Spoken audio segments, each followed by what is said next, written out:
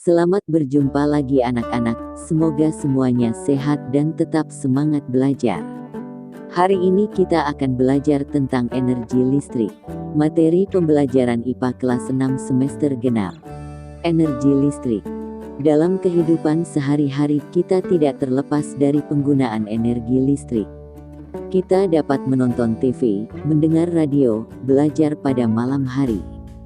Semuanya menggunakan energi listrik. Kamu dapat memerhatikan gambar 7.3, temanmu sedang melakukan beberapa kegiatan dengan menggunakan energi listrik. Dapatkah kamu memberikan contoh lainnya?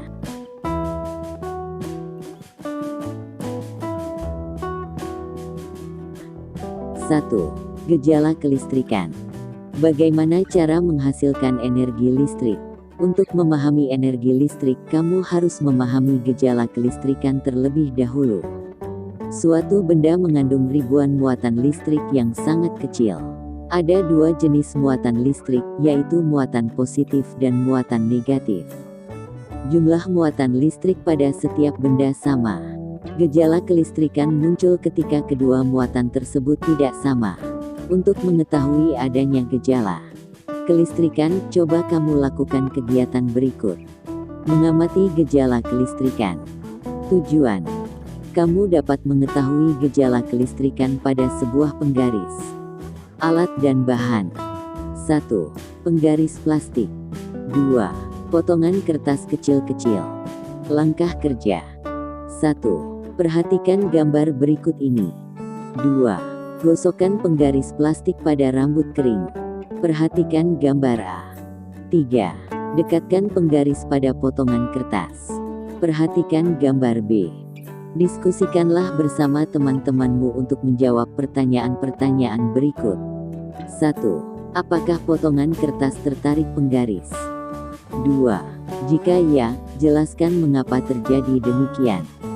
3. Apa yang dapat kamu simpulkan mengenai gejala kelistrikan dari percobaan di atas? 2. Sumber energi listrik. Listrik yang umumnya kita kenal adalah listrik yang mengalir. Listrik yang mengalir disebut arus listrik. Benda yang dapat menghasilkan arus listrik dinamakan sumber energi listrik, misalnya baterai.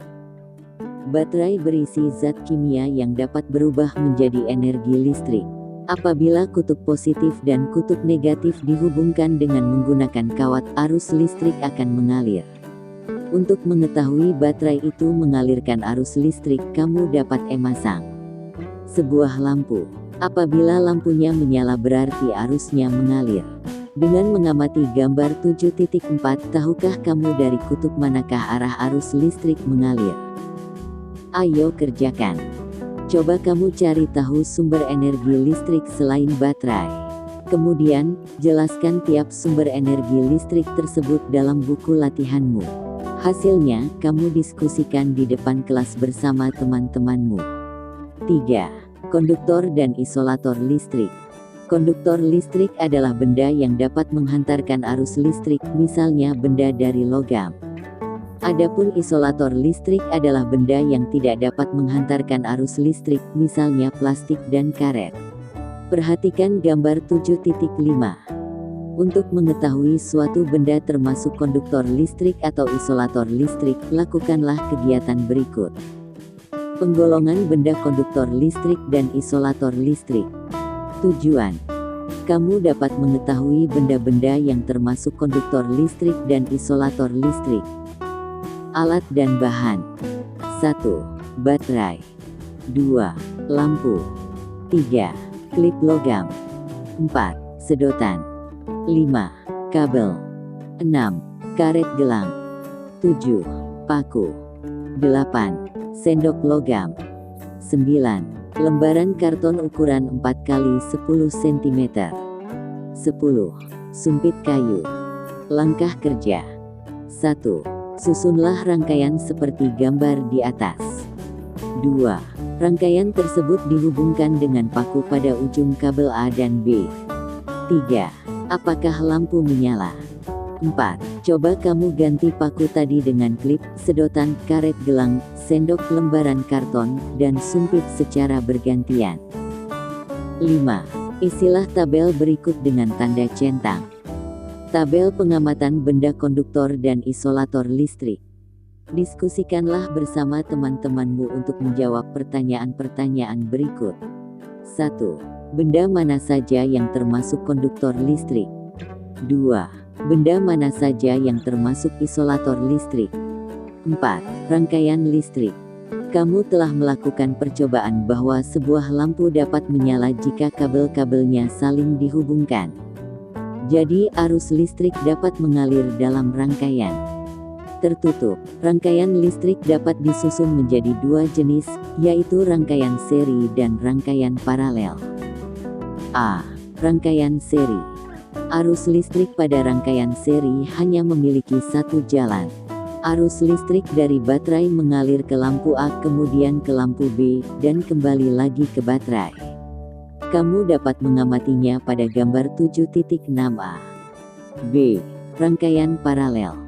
Arus listrik pada rangkaian paralel memiliki cabang. Oleh karena bercabang, rangkaian paralel memiliki dua jalan aliran listrik. Arus listrik dari baterai mengalir secara bersamaan melalui lampu A dan lampu B, kemudian balik lagi ke baterai. Kamu dapat mengamatinya pada gambar 7.6b.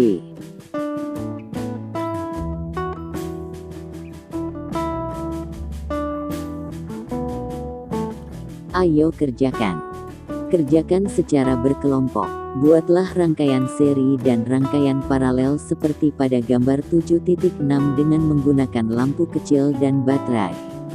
Amati apa yang terjadi. Bandingkan olehmu, rangkaian mana yang lampunya paling terang. Mengapa demikian? Diskusikan bersama teman dan gurumu. 5. Perubahan energi listrik. Energi dapat berubah dari satu bentuk ke bentuk yang lain. Ketika kamu menggosok kedua telapak tangan, kamu akan merasakan panas dari tanganmu karena energi gerak yang dihasilkan dari kedua telapak tangan berubah menjadi energi panas. Lampu yang menyala merupakan perubahan energi listrik menjadi energi panas dan energi cahaya. Ayo kerjakan. Isilah tabel berikut ini. Tabel perubahan energi yang terjadi pada benda. Ayo berlatih. Kerjakanlah di buku latihanmu.